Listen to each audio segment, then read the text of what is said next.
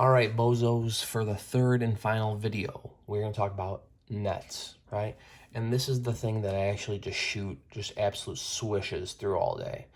That's what I like to describe this as. But before I forget, because again, I can't just forget this. I need my minion of the day. So we're going to do, wow, Miles Morales, Spider-Man. Look how dope that is. Wow, he's flying in the air. Cool. Never forget. Okay. I almost forgot for sure. Okay. So last but not least, nets, okay? What a net is if you took some sort of polyhedron, like what we have, and you just flattened it out. Imagine that this is a box with a top on it, and you just peeled it back and laid it flat down on the ground, okay? That's what all these are gonna be, all right? And the reason we're doing this is just so you could see where this stuff is coming from. I'm gonna burp, oh my God. Oh my gosh, that was disgusting. Okay.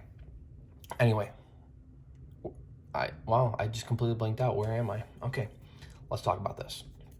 So let's say you have a cube, right? Nice little cube, like a Rubik's Cube, and I flattened it out. So what I like to do is I like to keep the bottom where it's at. So imagine here's the bottom, right? Cube.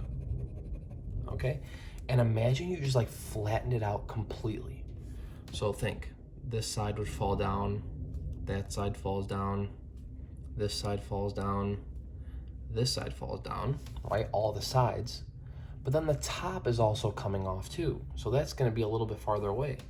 So the top could be like over here. Okay, so think like here's the bottom and here's the top of the box. All right, and that's a net, is you just taking that shape, flattening it out completely. Okay, cool. So here's an interesting thing. Rectangular prism. Since a rectangular prism is made of all rectangles, think about it. Every side of this thing is a rectangle. The front and back, the up and down, the left and right are all rectangles. So based on how you're viewing it, the bases are in different places, okay? So in this case, we're just saying, hey, the base is here and the base is here. Yeah, we could totally say that because those are rectangles. It doesn't always have to be what's on top and what's on bottom, since they're all rectangles. So let's say I look at this bottom. I'm gonna just keep this bottom guy here. Okay, the bottom is gonna be here. Nice little rectangle. Okay, and I like to focus on that because it makes it easier for me to do. So if that's the bottom, the left and right can fall down. So that's gonna go here. So those are those, okay? Then this wall and that wall are gonna fall back. So this falls back here, this falls back here.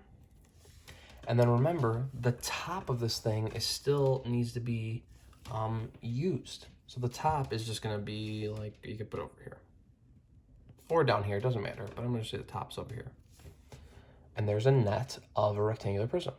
Again, they could always look a little different, but as long as it's all flattened out and you are accounting for all the sides, then you're good. Okay, triangular prism, right? We know we got the triangles as the bases. Every other lateral face is a rectangle. So that's why we have a triangular prism. So think, there's the bottom down here. So I always keep the bottom first. All right, so kind of imagine you took this thing and then the flaps of the bases came down. So there's a triangle here, okay? And then you have these two sides here and there that kind of fold up into this long corner. So imagine they flattened out and made this and this. Beautiful. And you have your triangular prism as a net. These are really weird. So let's do this a little differently. I'm gonna show you different ways because all of these have different ways to do it. So we know this is a hexagonal prism because front and back bases are hexagons. Everything else is a rectangle all around. So let's say we have the bottom here. Here's the bottom. Okay. And let's say the hexagon in front and in back fold out here. 1, 2, 3, 4, 5. 1, 2, 3, 4, 5. And then the bottom is 6. Okay, so there's the front and the back. Okay, it doesn't matter how we release the rest of these sides because it's going to be a little bit uneven. But just think, you have 6 sides or 6 of these faces all around. You already have one here. So you just need to do, there's 1, 2, 3, 4, 5, 1, 2, 3, 4, 5, and then we just need one more, 6. And there's a net for a hexagonal prism, right? If I just folded these up and rolled them up together and closed it in, we'd have this shape. Okay, dope. Now for the fun, easy ones, all right?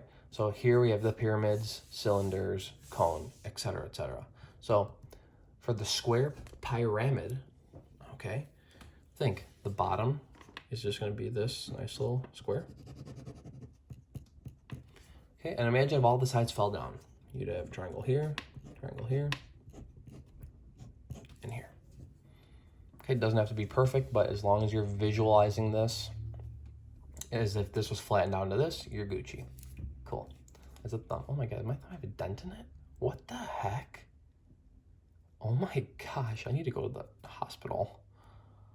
What is going on with my thumb? Is it okay now? Oh my God, that was freaky. I almost threw up. Okay. Triangular prism, same idea. The bottom is a triangle. Okay, and all the sides falling off are also triangles. So triangle here, triangle here, triangle here.